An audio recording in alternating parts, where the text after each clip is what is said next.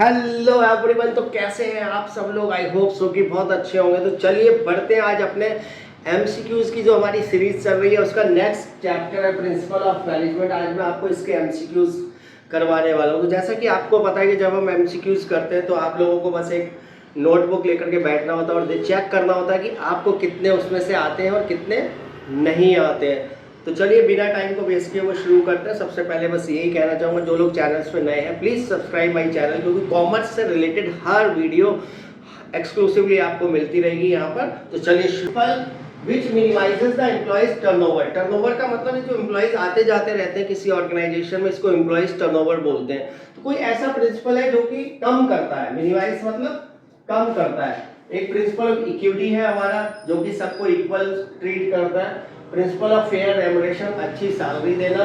या फिर stability of the tenure of the person, stability देना टेन्योर को, यानी कि उनके टेन्योर को जो वो रह रहे हैं वहां पे उनको स्टेबिलिटी देना ताकि वो कहीं छोड़ के ना जाए। तो आपको क्या लगता है? आई थिंक आपको आंसर मिल ही गया होगा इस समय पे।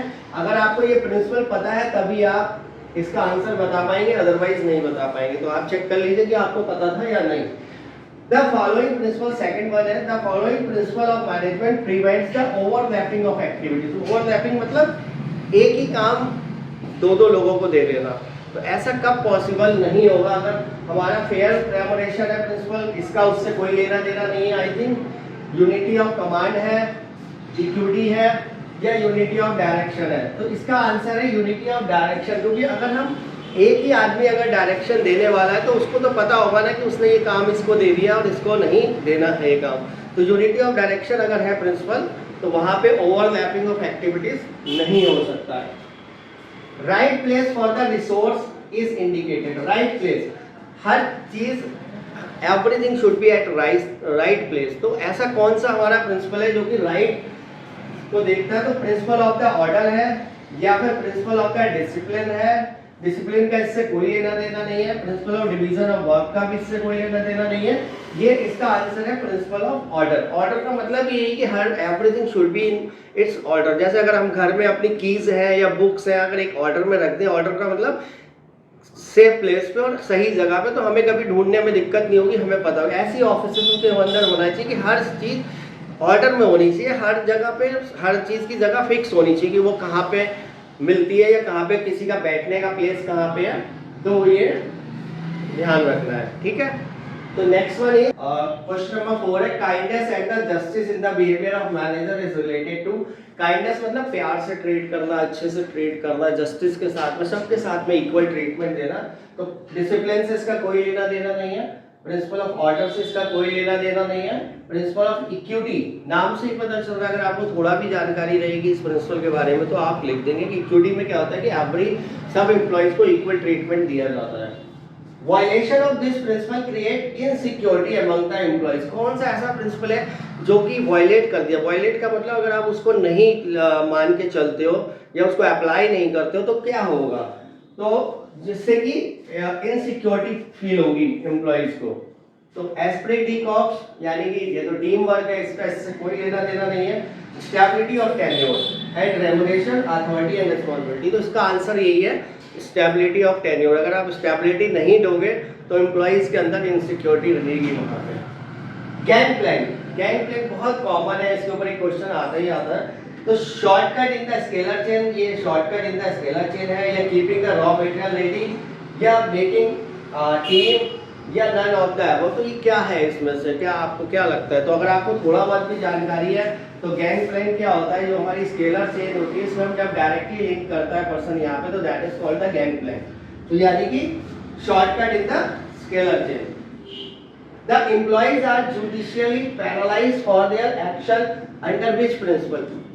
पेनलाइज करना मतलब उनको, अगर कोई वो गलत काम कर रहे हैं तो उनके ऊपर पेनल्टीज लगा रहे हैं। सपोज वो लेट आ रहे हैं, या सपोज वो लीव बहुत ज़्यादा ले रहे हैं, या सपोज वो काम अच्छे से नहीं कर रहे हैं, तो डिफरेंट काइंड ऑफ पेनल्टीज लगाना सो दैट कि वो लोग अपना अच्छे से काम करें।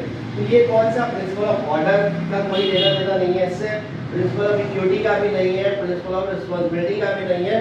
Principle of discipline, principle of discipline में यही होता है कि सारे रूल्स फिक्स होते हैं। अगर आप रूल्स को फॉलो नहीं करोगे तो फिर आपको वहाँ पर जो है पेनल्टी लगाई जाएगी। तो आई थिंक इनको एक बार आप नोट कर लीजिए और देख लीजिए कि इसमें से आपको कितने आते थे कितने नहीं आते थे। तो बढ़ते हैं नेक्स्ट एमसीक्यूज की तरफ। फटाफट number 8 is principle of authority and responsibility. जो एक हमारा प्रिंसिपल है अथॉरिटी एंड रिस्पांसिबिलिटी, वो उसके accordingly authority is less than responsibility या authority is greater than responsibility या फिर authority is equals than responsibility या फिर नन ऑफ द अबव। इसमें क्या आपको क्या लगता है? अथॉरिटी वो प्रिंसिपल के according to that principle authority ज़्यादा होनी चाहिए, कम होनी चाहिए या फिर इक्वल होनी चाहिए? तो दैट इज की देयर शुड बी पैरिटी, यानी कि दोनों के दोनों बराबर होने चाहिए। इसका आंसर ये unity of command insist of, unity of command जो है हमारा उसके accordingly one boss one employee होना चाहिए या फिर ऑर्डर फ्रॉम सिंगल बॉस या match between the order and the bosses, दोनों के बीच में मैच या फिर ऑल ऑफ द अबव। तो इसका सही आंसर क्या है जल्दी से बताइए? इसका आंसर है order from the single boss. Unity of command यानी कि एक बॉस होना चाहिए, सो दैट की कंफ्यूजन ना हो। Main objective of the fatigue study, जो हमारी फैटिग स्टडी है जहाँ पे भी हम ये देखते हैं कि पेशेंट वो जो एम्प्लॉई है वो कब थक जाता है, तो उसका क्या है main? To eliminate the tiring movements, जो टायरिंग मूवमेंट्स है वो हटा देना या उनको खत्म कर देना। To differentiate productive and non productive movements है उनको देखना, उनके बीच में डिफरेंशिएट करना। या decide the number of breaks and intervals या ऑल ऑफ द अबव। तो देखा जाए तो लग रहा है कि all of the above, but इसके अंदर मेन जो है ब्रेक्स एंड इंटरवल्स होता है, उसकी स्टडी की जाती है। तो इसका आंसर है C. Administrative principles were given by Taylor, F W. Taylor, W Taylor या हेनरी फ्योल या मैस्लो, किसने दिए हैं? जो एडमिनिस्ट्रेटिव प्रिंसिपल्स हैं वो किसके हैं? तो वो प्रिंसिपल्स हैं हमारे, अगर आपको नहीं पता तो याद कर लीजिए, that is Henry Fayol. The management principle can be change according to the situation, means manager functions are, जो मैनेजर्स फंक्शंस होते हैं वो सिचुएशन के अकॉर्डिंग अलग अलग थोड़े बहुत चेंज किए जा सकते हैं। तो वो साइंटिफिक है, इसका मतलब क्या है कि वो साइंटिफिक है, यूनिवर्सल है, फ्लेक्सिबल है या रिजिड है? तो ये फ्लेक्सिबल है। फ्लेक्सिबिलिटी का मतलब होता है कि जो चीज आप फ्लेक्सिबल होती है आप चेंज कर सकते हो उसके accordingly. Technique of mental revolution is based on harmony not Discord, scientific science not the rule of thumb, authority and responsibility and all of the above. तो ये जो हमारा मेंटल रिवोल्यूशन वाली टेक्निक है जो कि टेलर ने दी है वो किस प्रिंसिपल से मैच करती है? तो that is matching with harmony not Discord.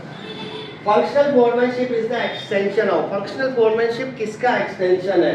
Unity of direction का, डिसिप्लिन का, यूनिटी ऑफ कमांड का या डिवीजन ऑफ वर्क का? तो फंक्शनल फोरमैनशिप है वो जनरली अगर आप देखो तो उसमें कामों को डिवाइड किया गया, प्लानिंग और इस तरीके से चार, तो ये डिवीजन ऑफ वर्क का एक्सटेंशन है।